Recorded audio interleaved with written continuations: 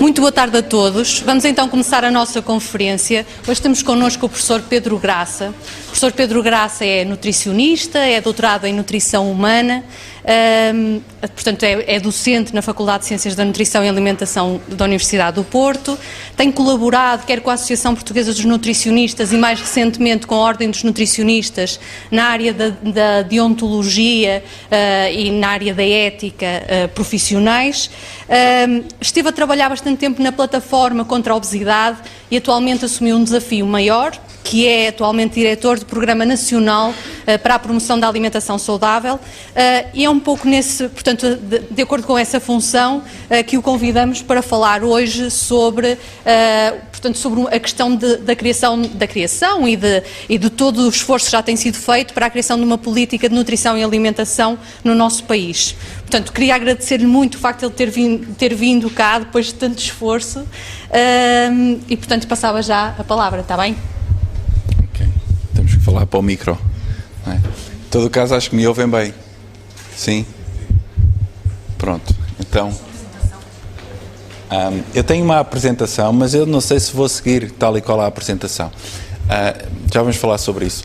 Antes de começar, queria agradecer imenso aqui à Universidade Católica o convite, dar os parabéns pela iniciativa de juntarem várias pessoas a falar de temas tão diversos. Eu tenho pena de não poder assistir a estas conferências, estou a maior parte do tempo agora em Lisboa, mas em todo caso é com muito agrado que vi pelo menos uma série de temas que gostaria até de vir e de assistir, tenho pena, mas felicitá-los por isso, felicitar também pela escola em construção de nutrição que está aqui a fazer. Uma escola de nutrição não se faz de um dia para o outro, demora provavelmente muitas décadas, e mesmo aquela onde eu trabalho, que é talvez a mais antiga, ainda lhe falta crescer muito. Significa que há um trabalho longo, não só na formação da escola, como também na formação dos nutricionistas, que é um processo longo. Portugal já leva muitas décadas nesta formação, mas mesmo assim ainda não chegamos a um tempo de maturidade. E isso é importante para vocês perceberem onde é que estamos e perceberem também que nunca nada está conquistado e que há muito a fazer. Outra coisa, se me permitem, está cá hoje a doutora Alexandra Bento, que é a bastonária da Ordem dos Nutricionistas, tocando um pouco neste tema, aquilo que nós já temos vindo a falar nos últimos tempos, que é, somos muito poucos os licenciados em nutrição e é uma grande responsabilidade sob os ombros de todos os que são ou estudantes ou licenciados, porque a sociedade espera muito de nós e tem os olhos muito em cima dos nutricionistas, não só para as coisas boas, mas também para as coisas más. Ou seja, especialmente as más, que são muito visíveis. E, portanto, é uma grande responsabilidade. Se nós fôssemos milhares, fazer uma coisa mal feita ou dar um mau exemplo era provavelmente não era grande problema. Como somos poucos, é uma responsabilidade muito grande que pesa sobre todos nós. No sentido da atualização, no sentido da tomada de posição, da postura face à sociedade, aos problemas, eu creio que é um grande desafio. Gostava também de cumprimentar os restantes responsáveis da Universidade Católica que estão cá e que eu muito admiro o trabalho. Espero também, desejo que este trabalho que está a ser feito com o Ministério da Saúde possa integrar o know-how e também o conhecimento desta instituição. E está, felizmente, um dos projetos que temos neste Programa Nacional é um projeto onde estão envolvidos investigadores da Universidade Católica. E, portanto, é muito bom e é importante que, dentro das várias iniciativas que nós temos, já ao longo deste ano 2012, para este programa, para este projeto de Política Nacional de Alimentação, estejam investigadores da Universidade Católica e com um trabalho de grande responsabilidade, nomeadamente na monitorização da obesidade infantil entre 1 e os 3 anos, onde há um projeto muito importante com base aqui na Universidade Católica. Portanto, tudo motivos para eu hoje ficar aqui muito contente de estar aqui convosco e ter a oportunidade de falar um bocadinho convosco sobre o que é que nós estamos a tentar fazer. Indo agora a esta questão Eu comecei a dar aulas de política alimentar em 1997. Vinha agora no comboio a fazer contas, já lá vão 15 anos, quase, e o tempo passa depressa, e na altura, quando começámos, era uma coisa que era um pouco mal vista pelos nossos alunos, até porque era quase dada no último ano, e a pessoa queria saber coisas para o dia-a-dia, achavam e ainda acham muitos dos nossos alunos, o dia-a-dia tinha a ver com a clínica e tinha a ver com aquela vontade de começar a ver doentes e começar a trabalhar, e depois aparecia assim uma disciplina com o nome política. Na altura os políticos eram mal vistos, talvez hoje ainda mais, não sei, mas os nossos alunos achavam que era uma coisa que os ia consumir tempo sem glória, não é? Uma disciplina que ficava ali no meio de outras coisas muito mais importantes. E, portanto, também foi uma luta durante muito tempo conseguir cativar os alunos para esta disciplina. Felizmente, hoje, eles gostam dela mais, acho eu, do que estavam no passado, porque eu também melhorei, mas também porque eles também ganharam uma sensibilidade diferente a esta questão. E isto também é o que eu trazia hoje um bocadinho, era um pouco estimular a vossa apetência para estas questões das políticas, porque as políticas não são feitas por políticos, são feitas por nós, não é? Vinha agora táxi e imediatamente todos os taxistas são políticos, não é? Começou-me logo a dizer qual era o problema da CP, porque ela estava mal organizada, portanto tínhamos ali um ministro dos transportes já em atuação.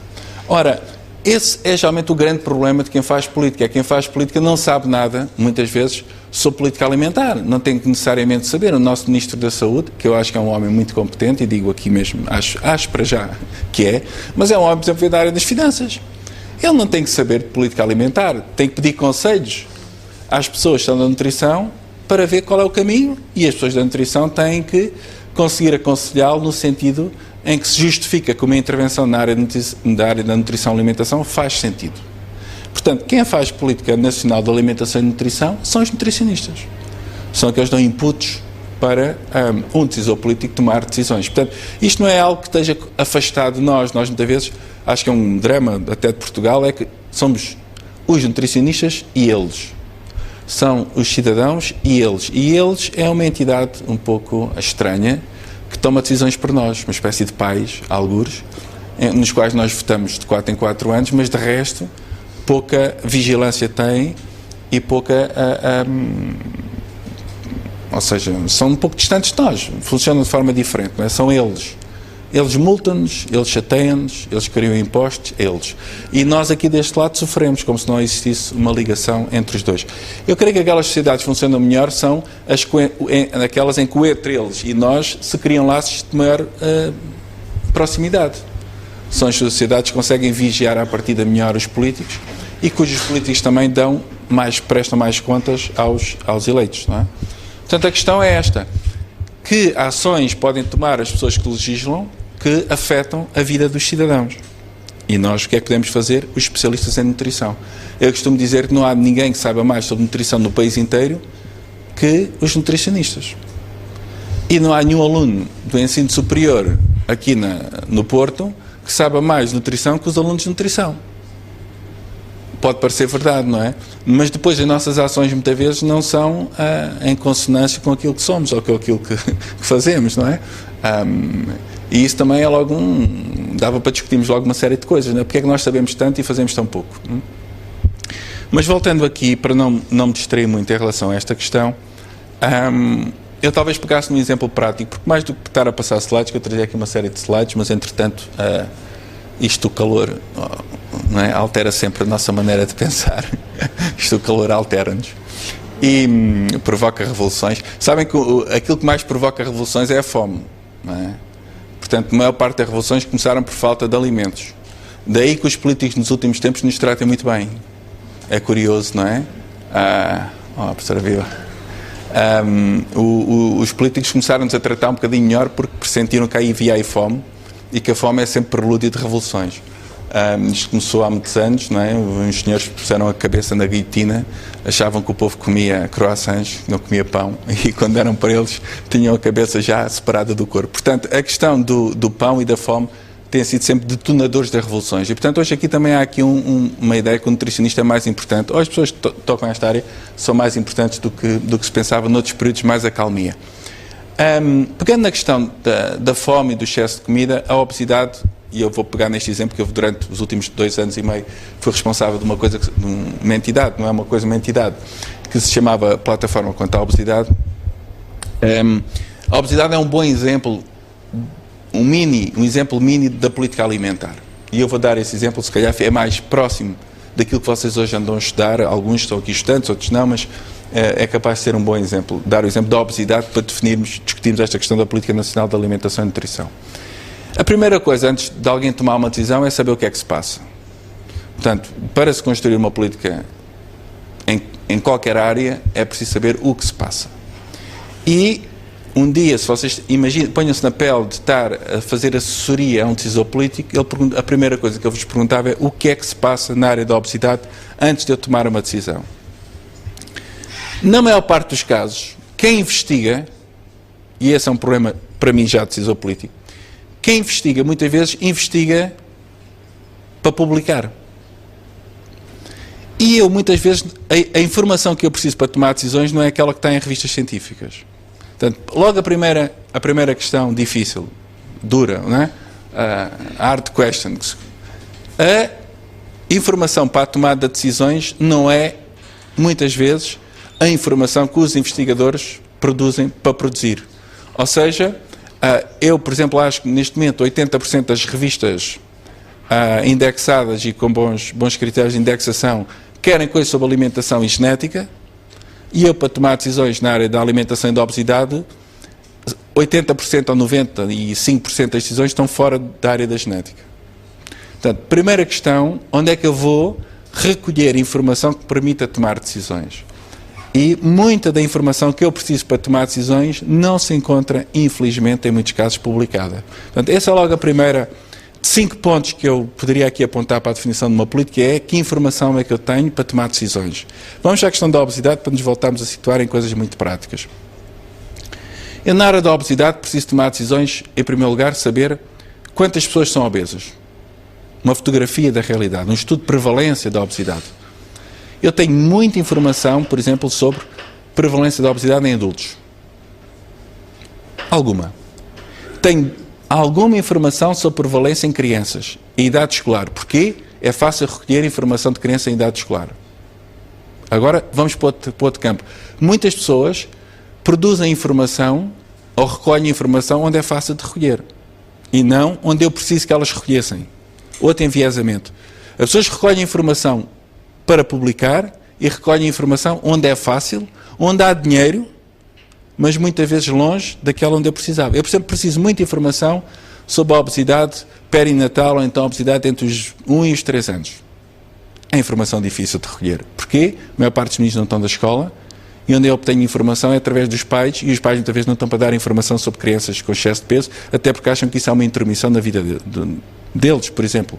E, portanto, não assinam ou têm dificuldade em ensinar documentação, a dizer que vai lá o intruso ver, pesar e medir, porque aquilo é uma esfera de competência dele. À medida que a criança vai crescendo, cada vez acham que a criança tem menos a ver com eles e que as crianças são mais autónomas, eles já respondem por si ou respondem pelos professores. Portanto, a partir de 1 até aos 18 anos, eu cada vez tenho mais facilidade de obter informação. Claro que à medida que vou aumentando, também cada vez as pessoas mentem mais. Porquê é que mentem mais? Porque a partir dos 16 anos toda a gente começa a mentir. Não é? Ou tem problemas com o seu peso, ou antes, não é? Isso agora depende da idade. Entre os 0 e os 4, ou os 5, ou os 6, eu pergunto aos pais. Problema, os pais não sabem o que é que se passa com os filhos, porque muitas vezes chutam os filhos para a escola e a gente não sabe o que é que se passa na escola. Portanto, temos muitas dificuldades de recolha de informação sobre a obesidade, que a maior parte das pessoas, enquanto não pôs a mão na massa, não sabe. Se eu perguntar a um pai de uma criança que tem 6 anos o que é que o seu filho come durante o dia na escola, obtemos respostas que estão muitas vezes completamente longe da realidade, porque é que os pais não sabem, de facto, não falam com os filhos, na maior parte dos casos. Segunda questão, ou outras questões agregadas a esta: qualidade de informação, dinheiro, acesso, enviesamento. Outra questão que muitas vezes pode acontecer com crianças em idade escolar, que é, quanto menos tempo o pai está com uma criança, menos o pai sabe o que é que se passa em casa e na escola.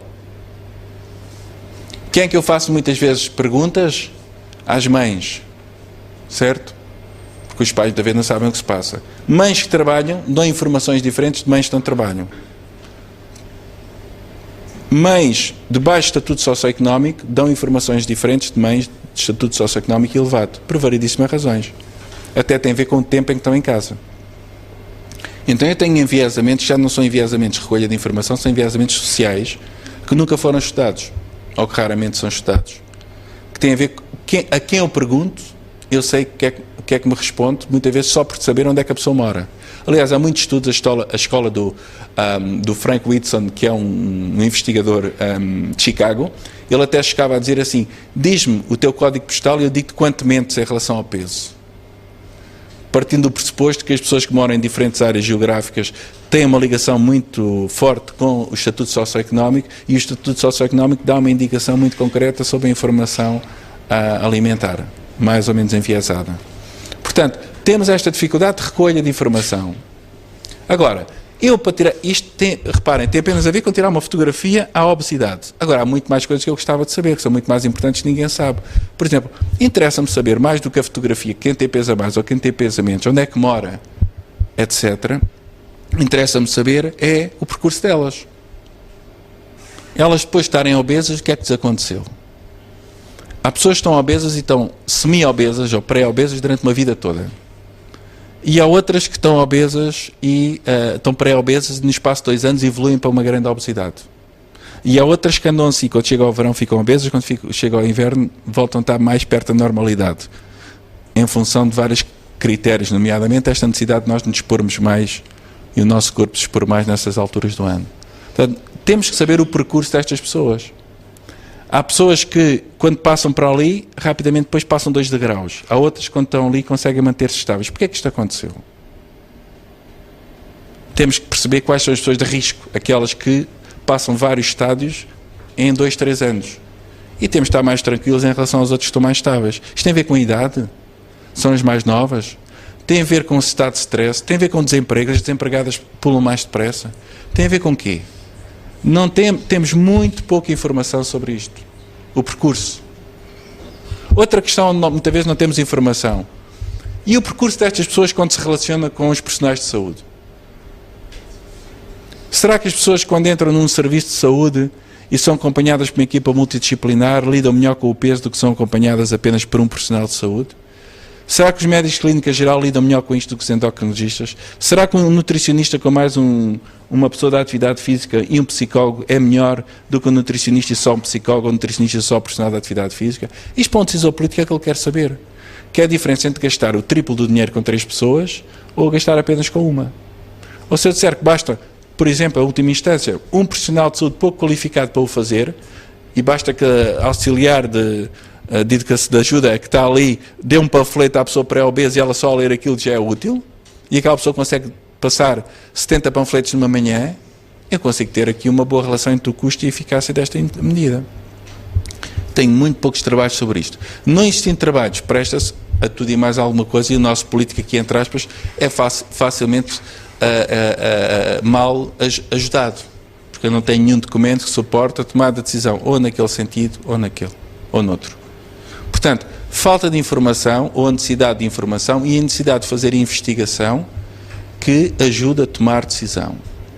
Esta é, para mim, uma área que vale a pena quem faz investigação ou centros de conhecimento poder refletir e ver onde é que falta informação e onde é que nós precisamos de contribuir para essa informação.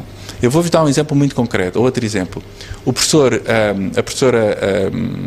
Céu Pereira, ou João Pereira, da Escola Nacional de Saúde Pública, fez um estudo aqui há quase 20 anos, 15 anos, sobre os custos da obesidade em Portugal. Deve ser dos estudos mais citados que há sobre, quando se fala da obesidade. E até há quem faça atualizações desse estudo à taxa de inflação, etc. Porquê? É o único estudo que há nessa área em Portugal. Quer dizer, em Portugal, até hoje, só se fez um estudo sério sobre os custos da obesidade. Como é que um decisor político pode... Entretanto, temos 48 estudos sobre o peso e a altura da criancinha, desde o Algarve até ao Minho, temos estudados todas as crianças em idade escolar. Temos um estudo apenas sobre o custo da obesidade em Portugal. Esta informação é que é decisiva para tomar. Agora, quem é que faz estes estudos? São economistas, a maior parte deles. Temos que nos juntar com estas pessoas para fazer este tipo de trabalhos. Aliás, uma das ideias que nós tínhamos aqui com a Elizabeth inicialmente é trazer aqui um economista para vir falar sobre isto. Não sei se eles às vezes se sentem pouco à vontade sobre esta área, mas um dia que nós tivermos aí um prémio e que um banco qualquer começar a dar dinheiro para alguém investigar nesta área, certamente eles vão ir aparecer para trabalhar aqui. Aliás, em muitos casos já são as seguradoras, os seguros de saúde, que têm interesse nesta área por razões óbvias, não é? Portanto, informação, qualidade de informação, eu diria que é central e nós vamos trabalhar nesta área, é o primeiro pilar de uma política nacional, é recolher informação de qualidade para tomar decisões. Havia muito mais para falar, como eu pegava no exemplo da obesidade e íamos trabalhando, íamos por aqui, não é? Não é apenas os custos, depois tinha a ver com a eficácia do tratamento, tinha a ver com o percurso do doente, tinha a ver com N coisas. Portanto, temos muita falta de informação nesta área. Segunda questão, para nós trabalharmos. Depois temos informação, e há aqui informação que nem vos falei, que estou a lembrar por alto, questões, por exemplo, a cartografia das cidades e o peso. Como é que as cidades se organizam e, em função da organização das cidades, qual é o peso das pessoas? As pessoas moram mais nas periferias e têm que utilizar mais transporte. Muitas vezes têm pesos maiores do que as pessoas que moram nos centros das cidades, conseguem mexer mais.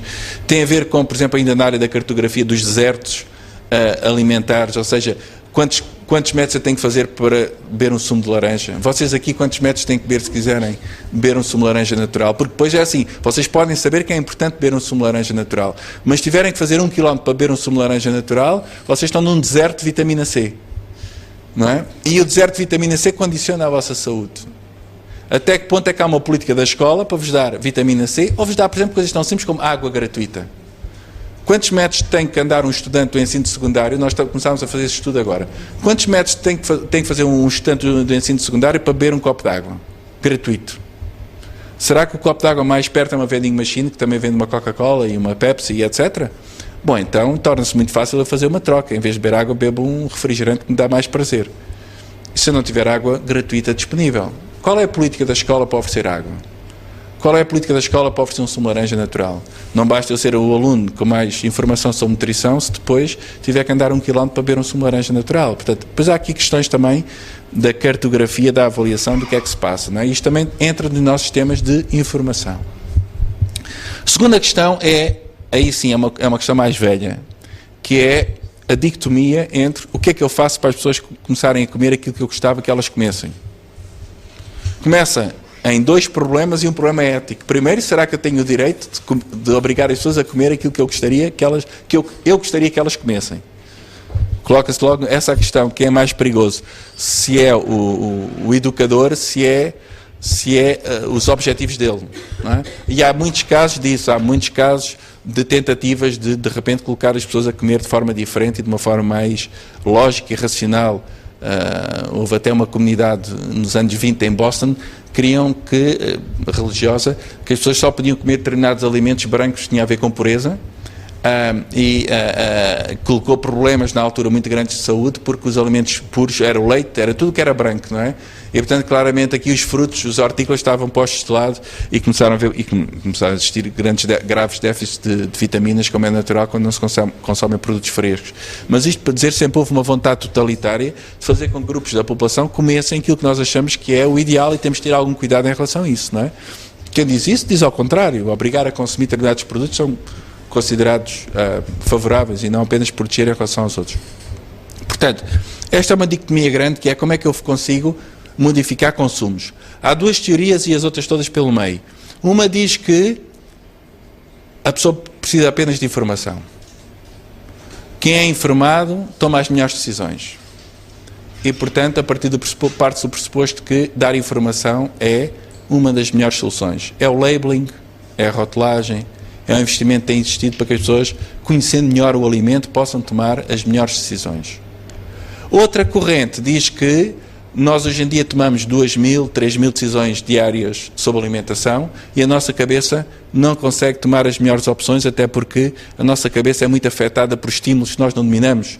O estímulo sensorial, a fome, a raiva, uma série de coisas que influenciam a nossa maneira de comer. Os estudos, o stress, não é? Quando vocês agora vão começar em altura de exames, todo o vosso know-how sobre nutrição desaparece, porque se tiverem que fazer uma noitada, rapidamente, uma série de ideias que vocês tinham, o que é que ia ser o almoço ou o jantar, desaparece porque há o stress do exame que se propõe isso. E vocês pensam, não, daqui a uma semana, quando isto passar, vou voltar a comer bem. Mas o que é certo é que durante esta semana comeram mal.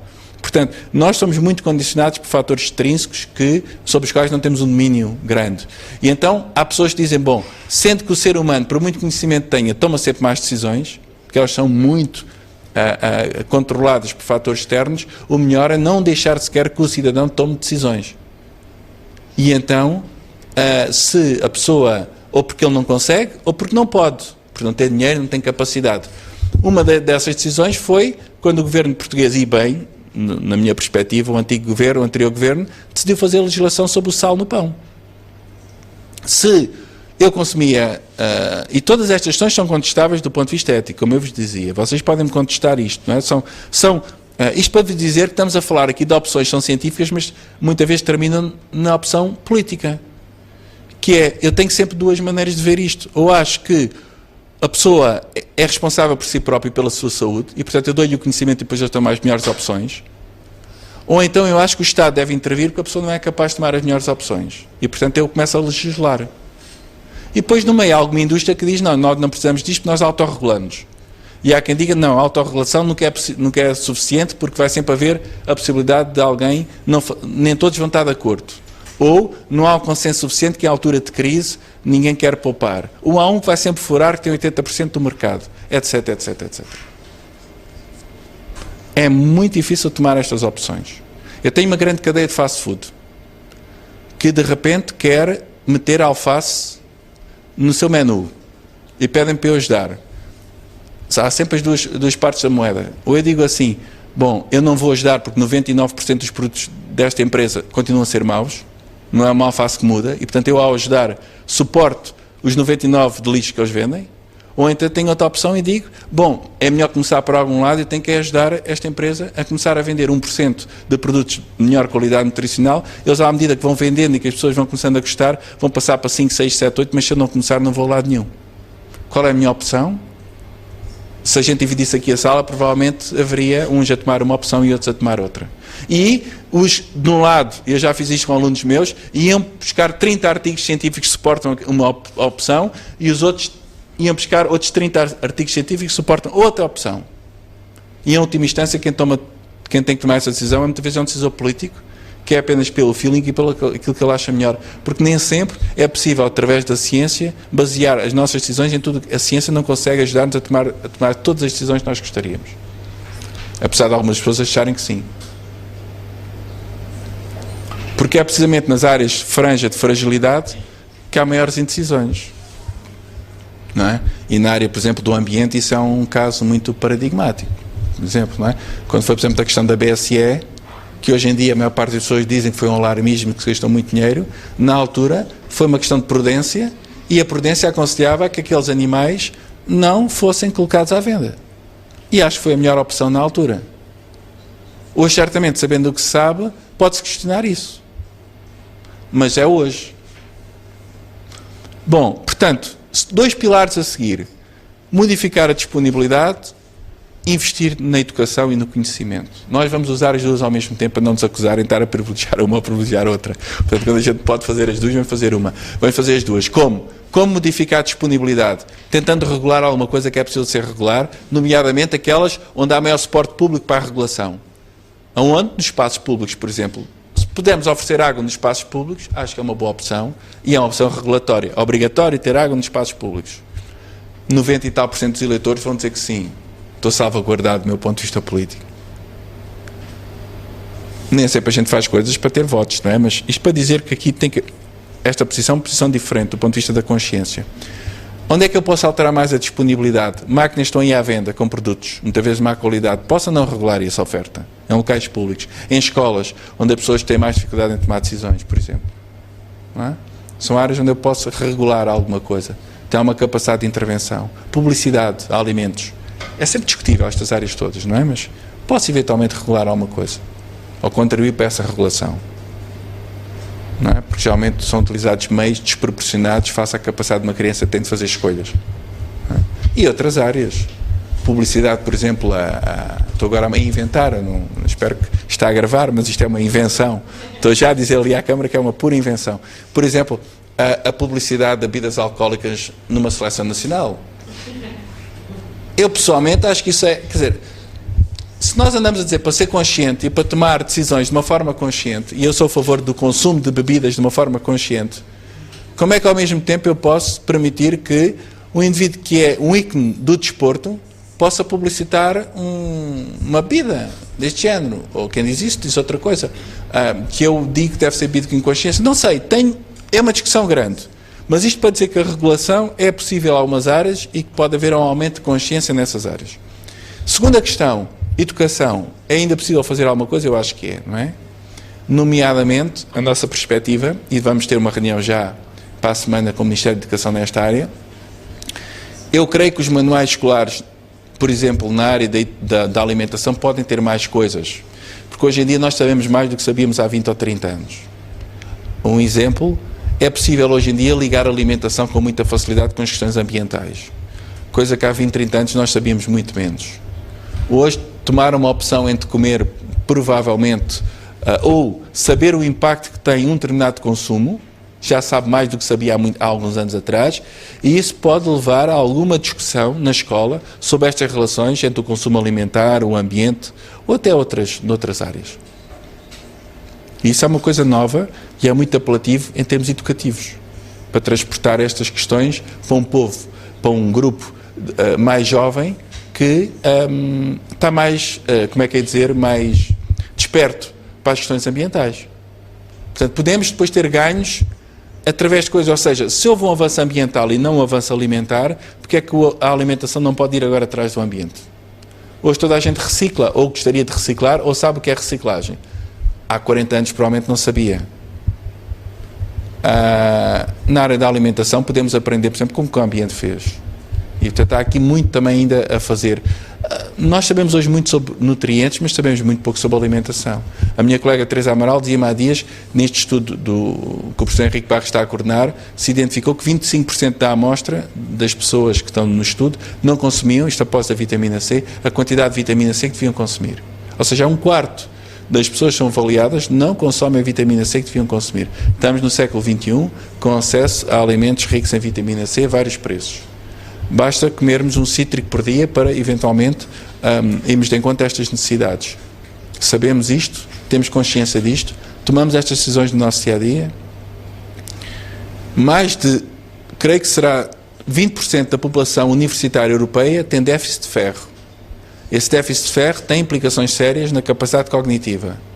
Provavelmente algumas pessoas estão aqui, nomeadamente raparigas, mulheres, têm déficit de ingestão de ferro.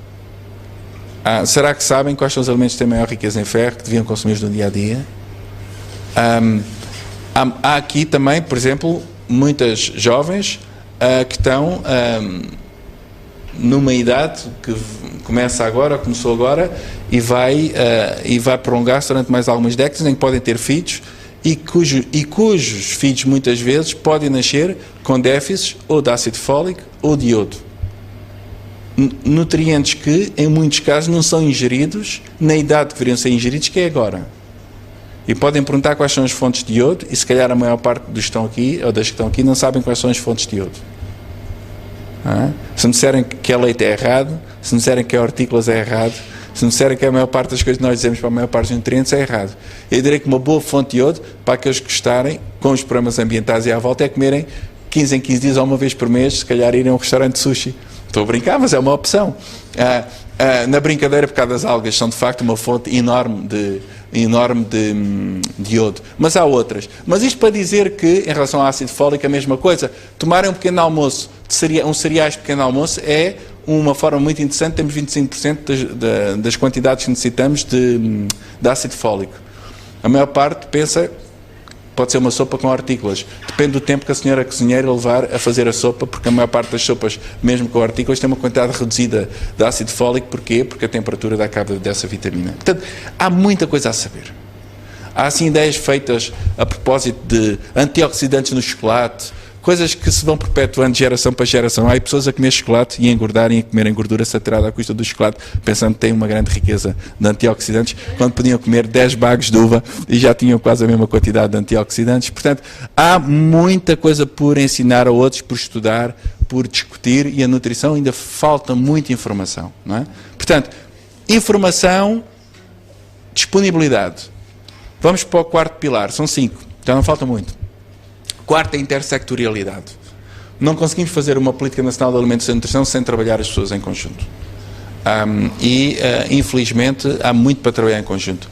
O que é que a nossa agricultura produz e quais são as necessidades dos consumidores? O Ministério da Agricultura, que não sei quantas pessoas tem, não sei se terá milhares, certamente, deve ter poucos, mas alguns milhares de funcionários, tanto quanto eu saiba, até o ano passado teria um nutricionista. E estava a trabalhar na fiscalização. 2, não é? Mas o Fernando e 1 ou 2 pessoas. E estão a trabalhar na área da fiscalização. Portanto, precisamos ter gente nesses locais. Precisamos de articular estas questões. O Ministério do Ambiente, que hoje também é Agricultura, toma essas decisões, baseadas também em alguma coisa relacionada com a alimentação. Uma das principais fontes de poluição é a produção de alimentos. Transporte de alimentos, um dos principais, não é? Sobre os quais já não podemos fazer muito. Bastava que alguns milhares de pessoas mudassem o seu consumo alimentar e começassem a comprar mais produtos da época e produtos sazonais, teríamos certamente um impacto grande no ambiente. A maior parte das pessoas não está consciente disso. Não está consciente quando vai ao supermercado de comprar uma manga que vem de avião ou comprar uma maçã de bravo desmouve, tem um impacto sobre o ambiente tremendo. E nós, no nosso dia-a-dia, na nossa consulta, nas nossas recomendações, introduzimos os nutrientes, mas não introduzimos este impacto ambiental. Por ser pouco conhecido, e temos pouca confiança nele também, é um facto. Mas temos que aumentar o grau de consciência sobre isto. O desporto, que já falei há pouco, podíamos falar sobre a segurança social. Temos um país com 2 milhões de pessoas com mais de 65 anos em 10 milhões. É um grupo tremendo. Preocupamos tantas vezes com as crianças, mas esquecemos que os idosos são uma área fulcral em termos de intervenção alimentar e podíamos continuar por aí. Portanto, a intersectorialidade, diria que é o quarto pilar e é importante. Esta política tem um último pilar, que é a questão da formação de recursos humanos. E aí entramos nós, entram vocês. Não é? O que é que nós precisamos de saber para ser efetivos? O que é que outros precisam de saber para ser efetivos? Não vai haver nutricionistas para toda a gente. Apesar de estarmos a formar muita gente, primeiro, não vai haver uma formação continuada de tanta gente durante tanto tempo. Algum dia terá a tendência a estabilizar, mas mais do que tudo, se nós tivermos 10 milhões de pessoas que precisam de apoio alimentar, 4 milhões de pessoas pré-obesas, não podemos ter um nutricionista por uma pessoa. Apesar do Dr. Alexandre Mendes estar ali a rir-se, porque a Ordem ficaria com um poder enorme, com 4 milhões de habitantes e 4 milhões de nutricionistas, e 2 milhões, pronto, assim, intermédios. Mas não podendo nós ter um profissional para um doente, nós temos de trabalhar cada vez mais a equipa e temos de saber articular esforços, porque não pode haver especialistas para um doente, tem que haver grupos de pessoas que fazem uma triagem, outros podem fazer uma intervenção mais específica. O que é que nós temos, o que é que temos de trabalhar? Isso é outra área crítica deste programa, que é perceber, quando eu entro no Sistema Nacional de Saúde, quem é que me vai ver, o que é que vai fazer, se faz de uma forma articulada. Coisa tão simples como pesar e medir. Eu posso ter balanças diferentes em tudo o que é centro de saúde, posso ter balanças diferentes em pisos diferentes do mesmo centro de saúde e, portanto, cada vez que vou lá tenho uma medição diferente e tenho um técnico diferente a medir e a pesar, que é a coisa mais básica que há. Ora, se nós não tivermos uma uniformidade sobre isso, nós temos muita dificuldade. Quando eu faço formação, eu não posso estar aqui a fazer formação para 30 enfermeiros ou médicos de clínica geral e o meu colega lá estar a fazer uma formação diferente, dando informações completamente diferentes. Eu dizendo que se calhar o chocolate não é muito importante para os antioxidantes e ele dizer como uma barrinha de chocolate todos os dias, porque isso é importante. Temos que ter algum grau de articulação quando fazemos formação. Temos também que ter capacidade de, quando vemos doentes, metê-los num sistema qualquer informático e depois eles saibam como é que eles andam, de um lado para o outro. Onde é que eles circulam, se eles evoluem, se regridem, o que é que eles fazem, se não conseguem reduzir o peso ou modificar a sua alimentação porque não têm dinheiro para isso, e é uma questão económica, se é porque não têm outras condições do ponto de vista ambiental, como por exemplo ter pistas para correr, quando a gente os manda a correr, etc, etc, porque a partir daí é que os decisores políticos depois tomam decisões também. E portanto essa é uma área também crítica que nós vamos trabalhar, já há um programa referencial para a formação. Quem hoje quiser fazer formação com o apoio do Ministério da Saúde tem que seguir o manual de formação que nós acreditámos no ano passado. mas ainda há muito mais para fazer, não é?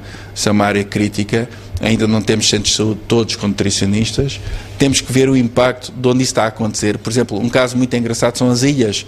Estudámos o que se passa nas ilhas. Os Açores, ano passado, puseram um nutricionista por cada centro de saúde. O que é que vai acontecer daqui a 10 anos? O que é que vai acontecer? Se nós conseguirmos ver que acontece alguma coisa, e numa ilha é fácil que as pessoas não fogem de lá com facilidade, nós, se calhar, podemos ter ali um caso de estudo que nos permite depois passar isso para outras regiões.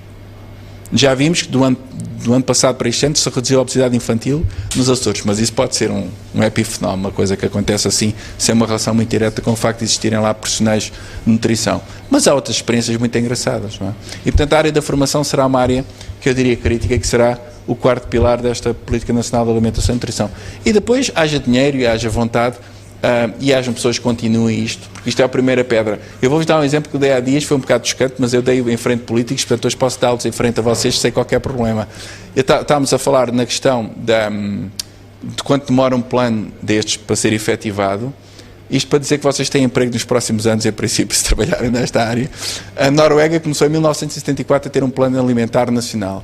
Desde 74 até hoje já fez 4 reedições, não é? 4 planos que foram mais ou menos sequência um dos outros. Para dizer 74, começaram a pensar no assunto e hoje estão a começar a ter uma coisa mais ou menos consistente. Nós, desde 74 até hoje, já tivemos 17 ministros da saúde. E provavelmente cada um deles com uma ideia diferente do que é que isto devia acontecer. O que é que eu quero dizer? Quero dizer que planos deste género são planos que ultrapassam legislaturas, tem que haver consensos. E esses consensos também passam muito de vocês, partem da comunidade científica. Se hoje, amanhã ou daqui a uns anos tiver alguém neste local e me disser assim: temos de ter mais informação, temos a opção de ir pela educação e pela disponibilidade e regulação, temos necessidade de formar melhor as pessoas, temos necessidade de trabalhar intersectorialidade, e o discurso for mais ou menos este, e o que é que não fizemos até agora e precisamos de fazer, eu ficava contentíssimo. Se chegar alguém que disser assim: tudo o que estava feito até agora é para o lixo, eu tenho uma ideia fantástica e eu vou resolver isso. Através do e-learning, nós vamos, sei lá, e se chegar alguém com uma solução, de repente, mágica, que resolva tudo, ficamos preocupados porque de 4 em 4 anos estamos a arranjar soluções mágicas para resolver os problemas. Portanto, a ideia para estes grandes planos sempre é melhorar, baseado no que é que correu mal, o que é que correu bem. Este é um grande desafio que eu deixo a vocês é que são o futuro disto tudo, que é um dia, quando começarem a trabalhar, não fazerem o que acontece muito nesta área, que é, quando chega um ministro ou quando chega alguém a um gabinete, muitas vezes tem aquilo muito arrumadinho e muito limpinho. Isto é medido de secretários que trabalham com secretários de Estado e com ministros. Os gabinetes são limpíssimos. Não é? Tão limpíssimos porque quem começa não sabe nada do que é que o outro fez anteriormente e acha que ele próprio em 4 anos vai resolver todos os problemas. Isto é um risco enorme. Muitas vezes o que acontece. Portanto, a lógica deste programa é: vamos começar a fazer uma coisa que eu não prometo daqui a 4 anos ou quando eu acabar esteja feita. E quem vier a seguir, eu prometo que deixo os papéis todos arrumadinhos para vocês verem. E quem pegar, vai pegar nos papéis arrumadinhos e vai ver o que é que se fez e o que é que não se fez. E a partir daí vai dar mais um salto para construir mais qualquer coisa. Penso que é assim que nós temos que trabalhar, não é? E esta é talvez a mensagem que eu deixava mais para finalizar, porque é isto que certamente terá que ser feito nos próximos anos, que é passo a passo. Felizmente hoje em dia, e eu não terminava sem isto, temos mais faculdades que tínhamos no passado e portanto vão dar alguma consistência.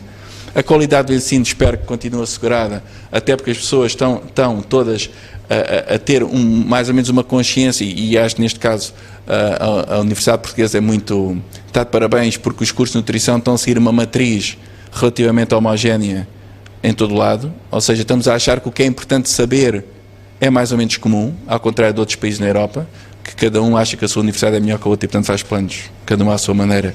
Nós tivemos esta capacidade, que não é muito frequente em Portugal. Eu penso que até era um caso engraçado, Alexandre, um dia para falar sobre isto, não é? Que é como é que nós conseguimos fazer planos de estudo mais ou menos comuns, em que quem está aqui na Católica hoje não está a estudar, com algumas variações obviamente, ainda bem que elas existem, mas não está a estar de forma muito diferente do que aquilo que outra universidade no Sul, pelo menos destas que chegámos a acordo, e que é a maioria, o está a fazer. E isso é bom, porque pelo menos a esse nível temos alguma consistência, não é? E em relação a estes programas, que eles possam também seguir um pouco esta ideia, que é aquilo que nós estamos agora a começar, pode ser melhorado, mas que não venha alguém daqui a 4 anos e achar que de repente vai mudar tudo, e depois daqui a 4 anos outra vez, e assim, até que vamos chegar, tipo inquérito alimentar nacional, não é? Que está parado desde 80. Então nós gostávamos que tivesse esse tipo de espírito, basicamente. Bom, e há muito a fazer, não é? Há muito a fazer. Eu acho que terminava com aquilo que disse há bocadinho. Quem vai resolver isto tudo são as pessoas, como sempre. E são vocês, não é? E, pelo menos aqueles que são mais novos e que estão nesta área da nutrição. E pelo menos da nossa parte, e aqui já estou a falar agora em termos de ordem dos nutricionistas, há um trabalho muito grande a fazer, que é a questão da ética, que há pouco eu falava da deontologia profissional, que é a classe ter um grande sentido de classe. Quando eu digo um grande sentido de classe, é eu pensar que aquilo que eu faço, e nós falámos isto na tomada de posse da bastonária, quando eu faço qualquer coisa, as outras pessoas estão a observar-me. E estão a ver o que é que nós fazemos. Somos uma classe muito novinha, toda a gente está a ver o que é que faz, não é? E com nada conquistado. E, portanto, ao contrário de um médico ou de um engenheiro que tem uma profissão sustentada nos últimos anos e nas últimas décadas, a nutrição começou há muito pouco tempo. E, portanto, é uma área muito frágil, que constantemente temos que dizer porque é que fazemos, quais são os resultados, temos que passar essa informação ao colega, temos que ter registros claros daquilo que fazemos, temos de lutar para não fazer as coisas e não deixarmos registros, tem que ficar registado, porque o que vem atrás não sabe nada do assunto. E se não sabe nada do assunto, tem que ler e tem que apoiar-se naquilo que eu fiz para dar o passo seguinte. Portanto, uma das áreas importantes que nós vamos tentar ter aqui é ter registros claros daquilo que fizemos, para quem venha a seguir possa ver os erros e as coisas boas ficaram feitas para continuar a progredir. Basicamente era isto. Não sei se já vai muito tempo. Eu fui falando sem slides, não sei se repararam, falar de ética e o professor que não segue o plano da aula, arrisca-se a ser logo criticado à partida. Mas o objetivo, como era falar sobre estas questões de uma forma que me disseram ali que podia ser sem casaco e informal, até porque o tempo está mais para ananases do que para gravatas, a ideia era um bocadinho esta, não é? Era falar de uma forma um pouco informal sobre o que é uma política nacional de alimentação e nutrição, os desafios que se colocam e como é que cada um de vocês que está aqui a trabalhar e a começar, eu quando digo vocês, porque a maioria creio que poderão ser estudantes ou interessados nesta área, o que é que pode contribuir, o que é que pode fazer para a mudança. E acho que esse é que é o grande desafio de um plano, é integrar o know-how das várias escolas e dos vários estudantes. Muito bem, eu não sei se está planeada alguma discussão, Isabel, tu agora é que coordenas. Claro, então, se já vim de Lisboa para aqui.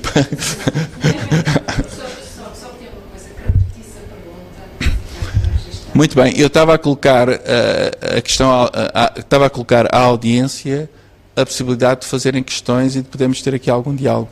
Era isso, não é? Ana. Existem algumas provas certificadas em Portugal de alguma política, ou seja, existe algum estudo que mostra, por exemplo, pegando no exemplo do sal, da documentação que foi publicada, já temos alguns dados de como é que isso se repercutiu positivamente na saúde dos portugueses? Não, eu creio que há o grupo o grupo da hipertensão. A pergunta, era isso que queria, estou mesmo completamente mal. Eu estava a repetir a pergunta que tinha feito há pouco e não esta. Portanto, a pergunta é esta, até que ponto é que algumas iniciativas que já foram tomadas em Portugal, nomeadamente a legislação sobre o sal, nós já temos informação que nos permite dizer que esta iniciativa teve algum sucesso ou alguma eficácia. Creio que era esta a questão, não é? Neste momento, um grupo da Sociedade Portuguesa de Hipertensão está a tentar monitorizar precisamente o que se está a passar neste momento com a ingestão de sal via pão. Eu creio que aquilo que nós vamos ter aqui é a quantidade de sal que vem através do pão que deixou de vir, e isso é o que vamos fazer, até porque há outras fontes de cloreto de sódio que vão muito para além do pão, não é? Mas isto será importante. O mais importante, diria eu, é quando nós tivermos o nosso inquérito alimentar a funcionar, sabemos a quantidade média que cada português consome de pão e extrapolarmos isso para aquilo que era o consumo no passado de pão e vermos qual o impacto que uma medida destas pode ter tido reduzindo esta quantidade. Porque depois já há estudos que permitem relacionar a diminuição de 1 miligrama de cloreto de sódio e o impacto que isso tem do ponto de vista de ganhos na saúde. Isto hoje já existe. São os trabalhos mais interessantes porque é a única área praticamente em que há uma relação muito grande em a quantidade ingerida e os anos de vida que são salvos pela redução desse consumo. Quem fez estes trabalhos brilhantes foi a Irlanda e foi o Reino Unido, e foi isso que levou a que existissem políticas muito fortes e agressivas nestes dois países sobre isto. É das poucas áreas, nem em gordura se conseguiu fazer isso, nem com açúcar, nem com praticamente nada. Só há 2 ou 3 áreas onde isso está provado: sal e impactos na saúde, e açúcar e cárie dentária. são as áreas fortes, onde de resto, como é muito multifatorial, por vezes que é um desrisco da alimentação. Mas, portanto, é uma das áreas que claramente nós poderemos um dia fazer algum trabalho quando tivermos essa informação. Mais questões?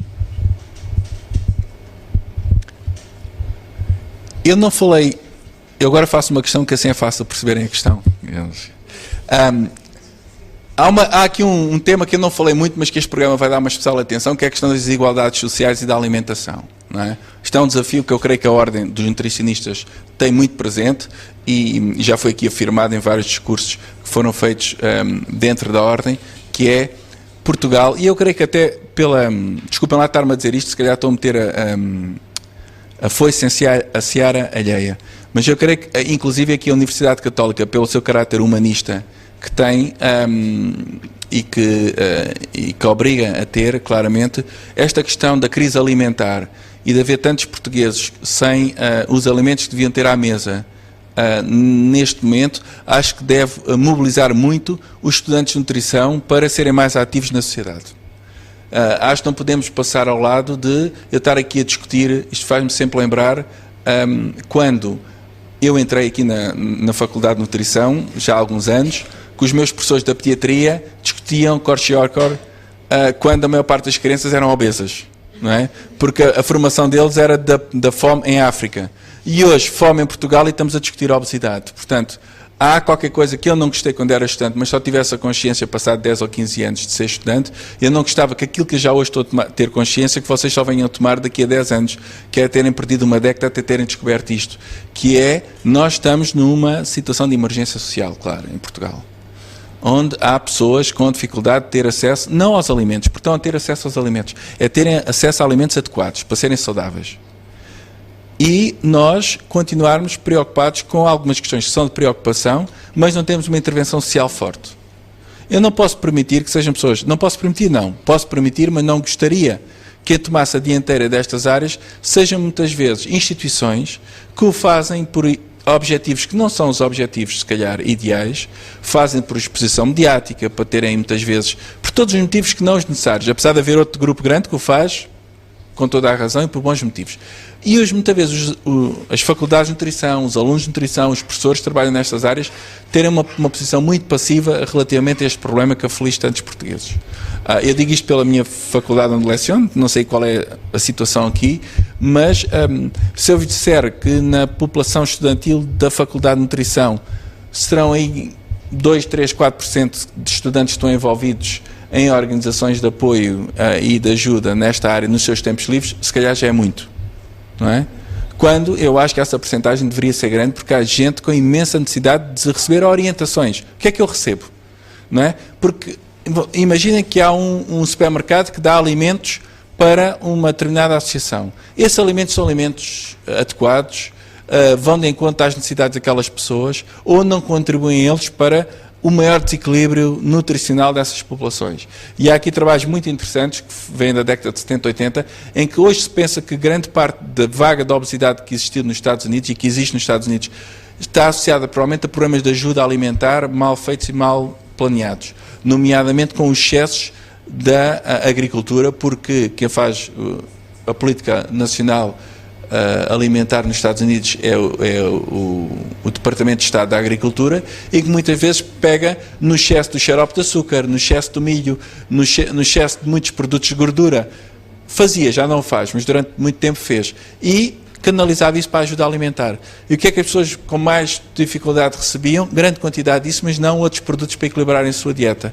E isso fez, ou poderá ter contribuído para desequilíbrios alimentares do ponto de vista da distribuição energética em grupos populacionais de maior risco. Portanto, este é um desafio grande que eu faço aqui também, que é, e já me estava a esquecer dele, desculpem lá, deve ser aqui do cansaço hoje, que é a questão das desigualdades sociais, tem que ser muito pensadas a nível micro, pode ser na comunidade, na junta de freguesia, onde quer que seja, mas pode ser também mais macro, mais a nível regional, a nível até nacional, não é?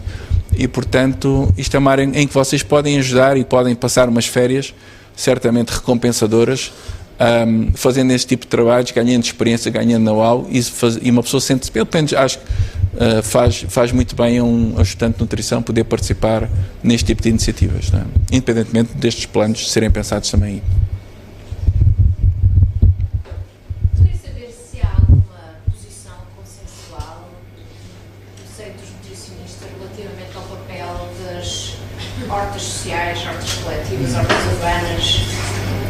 neste contexto de desequilíbrios nutricionais, seja por via da obesidade, seja por via agora de carências? Essa é uma questão muito pertinente, que eu vou repetir. Perceberam o compasso, não é?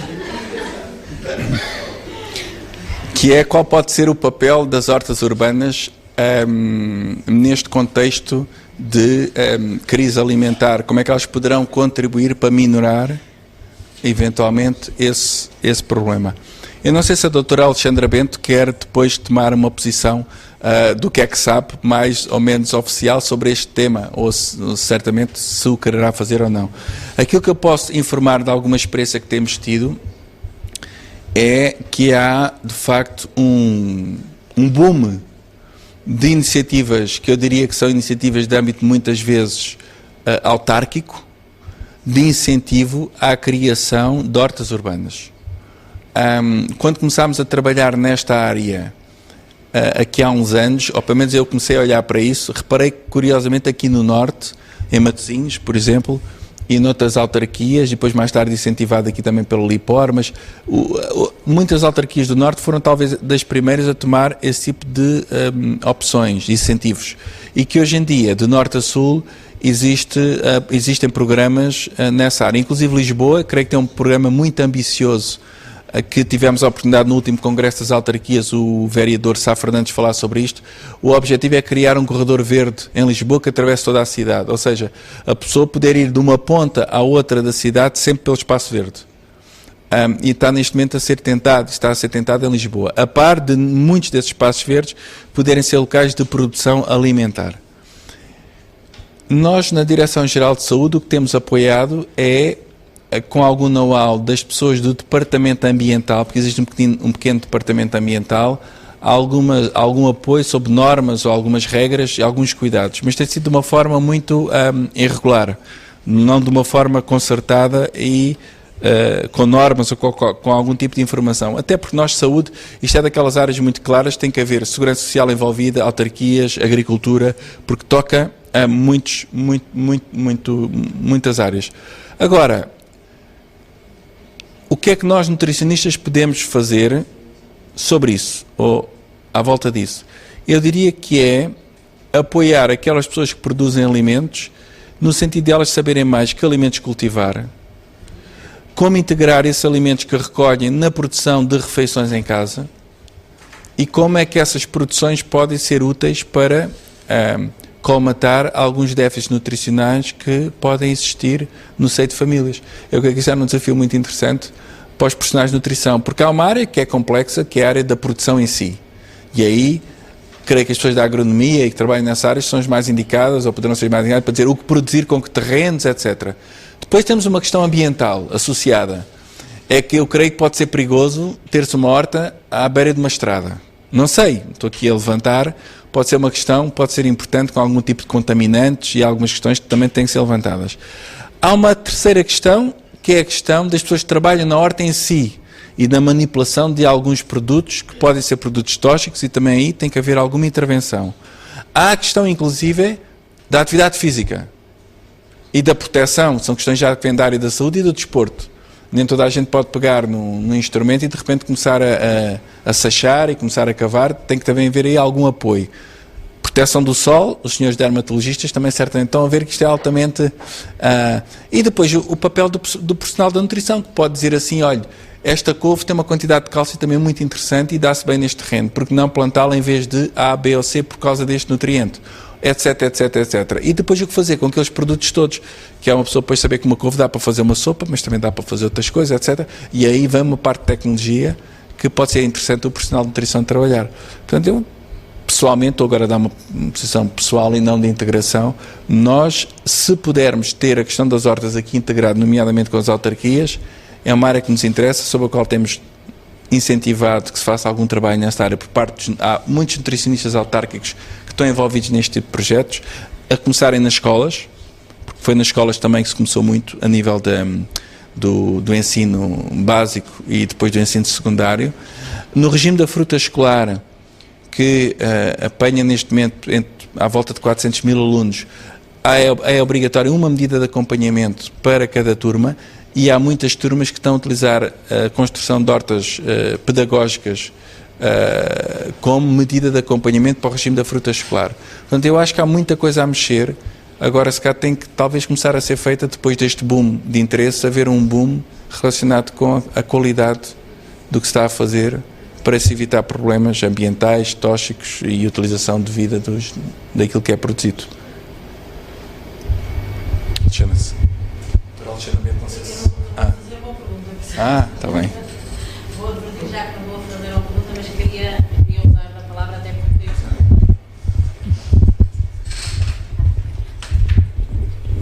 não podia deixar a oportunidade de usar da palavra, até porque vou pedir desculpa, vou falar e vou-me logo ausentar, por questões familiares tenho mesmo que ir embora. Mas não queria deixar de felicitar o professor Pedro Graça e dizer-lhe que é sempre um privilégio ouvi-lo falar, e é um privilégio para nós nutricionistas termos num lugar como o que o professor Pedro Graça está neste momento, na Direção-Geral de Saúde, e à frente de um programa que a todos nos honra. Nós podermos fazer um bocadinho de história e sabermos que o primeiro desenho de uma política alimentar no nosso país vai ser feita por nós nutricionistas, conduzida pela mão do profissional que dentro da área é o que tem mais competências, e portanto para nós isso é óbvio, não é? Isso é óbvio, que todos sabemos que o professor Pedro Graça é a pessoa que mais competências tem nesta área, e será com certeza muito bom para nós profissionais da área, já para não falar obviamente para nós país, porque com certeza com esta meia dúzia de linhas orientadoras que o professor Pedro Graça nos transmitiu, que vai ter este programa, mas são meia dúzia de linhas que foram muito sintetizadas, muito pensadas, e vão ser com certeza muito efetivas no futuro. E mais do que isso, neste curto espaço de tempo, conseguir-nos trazer com a mestria em termos de comunicação, mas isso já não há que dizer, porque isso é característica do nosso colega Pedro Graça, mas transmitir-nos esta escola de pensamento. Eu acho que para nós ficou bem patente que esta escola de pensamento não é nós termos aqui uma postura que seja corporativista nem elitista, não é isso que nós queremos, mas termos uma verdadeira escola de pensamento à volta da nutrição, termos uma linguagem semelhante e termos com certeza objetivos semelhantes, porque obviamente que os programas são desenhados, as pessoas saem dos programas, mas quer-se que sejam perpetuados no nosso país, e nós somos os profissionais de excelência nesta área, e é bom que nós consigamos assinar no fundo por baixo todos este desenho desta política que o professor Pedro Graça está a transmitir, sempre obviamente com um grande espírito profissional, sempre com a base da ética, que o professor Pedro Graça não consegue não falar nessa questão, até porque também é outra questão que lhe é querida, e já agora, já que a professora Elizabeth não o disse, penso que os presentes podem não ter conhecimento, mas o professor Pedro Graça é o presidente do Conselho Jurisdicional da Ordem dos Nutricionistas. Por esta questão lhe ser cara, é que ele é o presidente do Conselho Jurisdicional, não é? Portanto, exatamente, com certeza que sim, porque uma coisa entronca na outra, obviamente. Portanto, eu só queria mesmo usar da palavra para agradecer a presença dele neste seminário. Mais tranquilo. Deixa-me ficar já nisto. Mais questões? Sim, lá ao fundo. Questão: o que é o alimento de risco? Claro que posso ultrapassar isso dizendo que eu consigo definir alguns nutrientes de risco com os quais existe alguma relação. Quando o sal ultrapassa um determinado valor, quando o açúcar ultrapassa um determinado valor no alimento, quando a gordura ultrapassa um certo valor. Primeira questão, portanto, dificuldade de definir, por exemplo, o que é fast food? Uma maçã. Fast food, não é? Não, é um hambúrguer. Mas porquê que é um hambúrguer fast food? Porque é produzido depressa, um ovo estrelado também. Um peixe grelhado é fast food, aquilo grelha-se em 2 segundos também, ou frita-se em 2 segundos. Nós muitas vezes associamos fast food com comida de má qualidade nutricional e não com comida rápida, não é? Portanto, começa logo por ser a própria definição do que é o produto sobre o qual eu quero taxar, não é? Outra questão é, no quadro de uma autonomia política de um país, se eu quero taxar alguns produtos que eu não quero taxar. Por exemplo, e está aqui o professor Timó, que era uma discussão muito engraçada, eu posso querer taxar o álcool. Mas eu posso achar que a maior parte do álcool que eu vendo nem sequer é em Portugal. E posso achar, se eu tiver um consumo moderado, não tem qualquer risco. E posso considerar que é chave para a economia portuguesa, etc, etc, etc. Bom, mas eu posso continuar a achar que devo taxar o álcool por questões, pura e simplesmente, de saúde pública. E podemos ir para essa discussão. Mas vou-lhe dar um exemplo. Eu posso ter interesse em taxar o excesso de gordura. Toda a gente concorda comigo. Mas eu posso considerar que pode haver uma exceção que depois é mal vista pelas pessoas. Por exemplo, eu posso não querer taxar o queijo da serra. Ou será que o queijo da serra é igual ao folhado, de má qualidade como? Se calhar os dois com a mesma quantidade de gordura. Será que é apenas o valor de gordura? E se eu começar a taxar excessivamente o bacalhau, poderá fazer sentido ou não fazer sentido? Talvez faça. Mas levanta questões do próprio posicionamento dos nossos hábitos alimentares e de algumas questões de ruptura que isso pode ser implicado. Pronto, temos que estudar isso. Primeiro, o que é o produto a taxar? A segunda questão que eu posso levantar relacionado com a taxa é qual é o impacto que a taxa tem. Porque o taxar pode ter dois objetivos. Um, trazer dinheiro para o Estado. E o Ministro das Finanças vai ficar todo contente.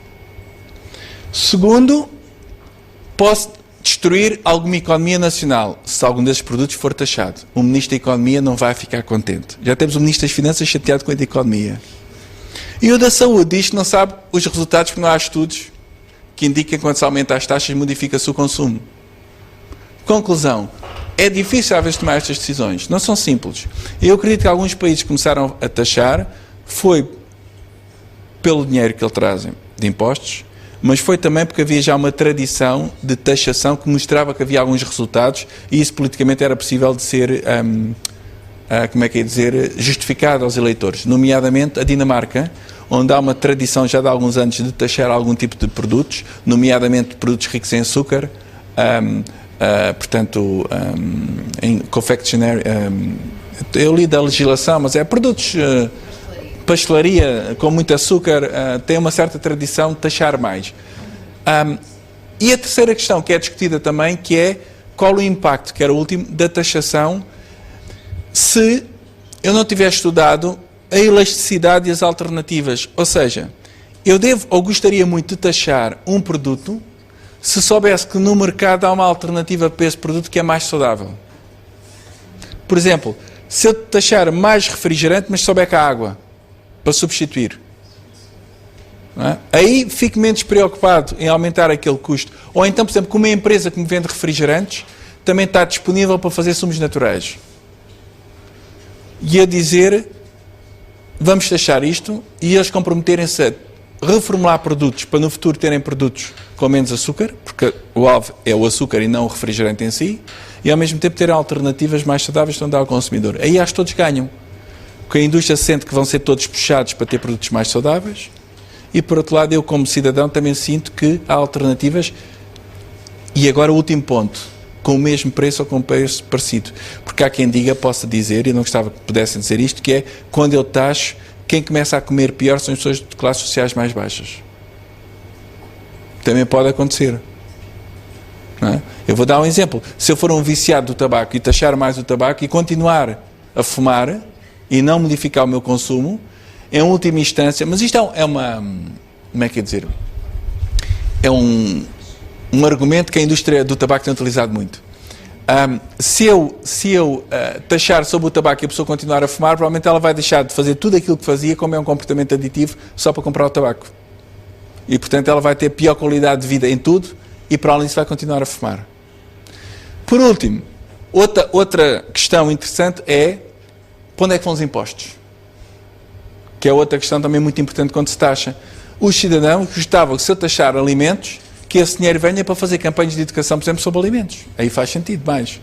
Eu estou mais disposto a sofrer um imposto que me agrava o consumo de um determinado produto alimentar, se souber que o dinheiro que vem daí vai contribuir para melhorar a educação alimentar, por exemplo, e não para pagar a um indivíduo que está a receber juros num banco qualquer e que me emprestou dinheiro aqui há uns tempos. Não é? Isso também agora tem muito a ver. Portanto, estas são tudo questões que dificultam dizer sim ou não. Mas pronto, não é simples. Combate isso se houver uma promoção de 50%.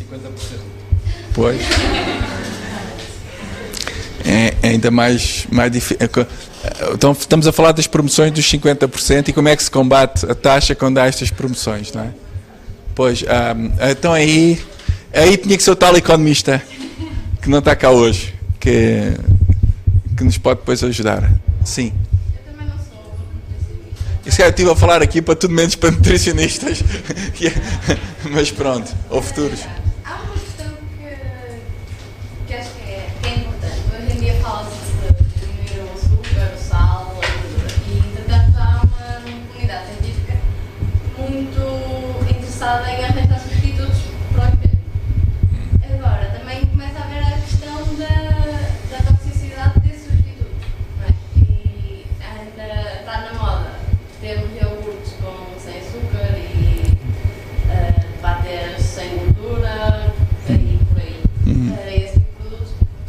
Eu não sei como é que vocês, comunidade nutricionismo e médicos em geral, está a lidar com isso e mesmo os resultados que há.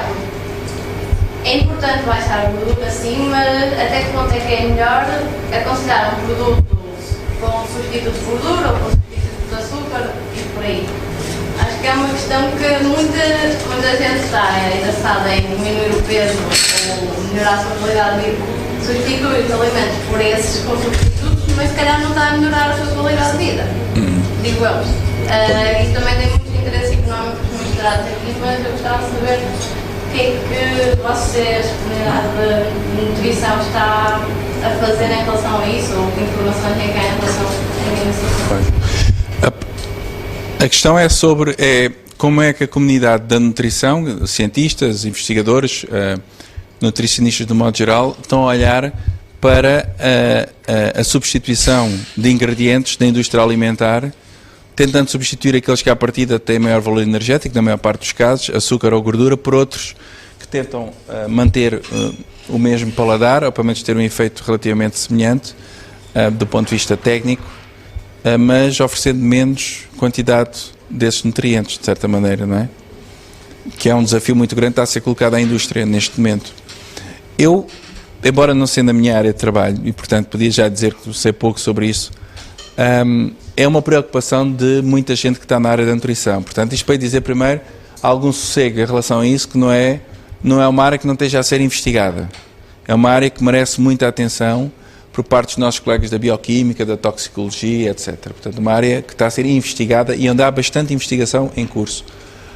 Nós temos, inclusive, aqui no Porto, entre várias, talvez aqui na Universidade Católica também possa existir alguém interessado, mas que eu não conheço, mas que pelo menos há uma colega nossa que está neste momento aqui no Hospital de São João a trabalhar muito na área de toxicologia, e a professora Conceição Calhau, e ainda há dias estávamos a falar sobre uma série de estudos que ela está a fazer sobre disruptores endócrinos que se encontram em embalagens, nomeadamente plástico, que ela neste momento está a estudar, e a migração que existe muitas vezes dessas substâncias, especialmente quando essas embalagens são aquecidas, e que eles ultimamente têm estado interessados em relação a esses, e também a outras substâncias que ela encontrou muito recentemente quando tiveram a estudar tecido adiposo, que é retirado das cirurgias de banda e de outras de doentes obesos, e em que se encontram grandes acumulações de substâncias, até derivados do DDT, por exemplo, que ainda são encontrados em grandes quantidades no tecido adiposo desses indivíduos que são submetidos a esse tipo de cirurgia. Portanto, há atenção, há vontade de estudar e de investigar essa área. Muito recentemente, isto para quem se interessar, só mais o que eu lhe posso dizer, nós vamos continuar atentos a isso. Muito recentemente, a Agência Europeia de Ambiente publicou um relatório onde dava conta de uma série de contaminantes, inclusive da cadeia alimentar, que se pensava teria ou não teria efeito, e que hoje chega à conclusão que sim, que são nefastos e devem ser banidos o mais possível da cadeia alimentar. Eu recomendo a leitura desse relatório, ainda não tive acesso a ele, mas é coisa de tem poucos dias, e portanto poderá alguns substâncias que não se sabia até que ponto é que eram substâncias de risco, confirma-se algum risco nessa área. É da Agência Europeia de Ambiente. Em inglês é European Environmental Agency, EEA. Se encontrar, deve estar em PDF. Não... Muito bem. Eu se calhar existiriam mais perguntas, mas acho que estamos a avançar um bocadinho na hora. O professor Pedro Graça também está a ser um esforço de estar aqui connosco. Tudo bem. Mas bom, para cumprirmos minimamente os horários previstos, queria agradecer, portanto, queria encerrar esta conferência e queria agradecer mais uma vez a possibilidade de vir cá fazer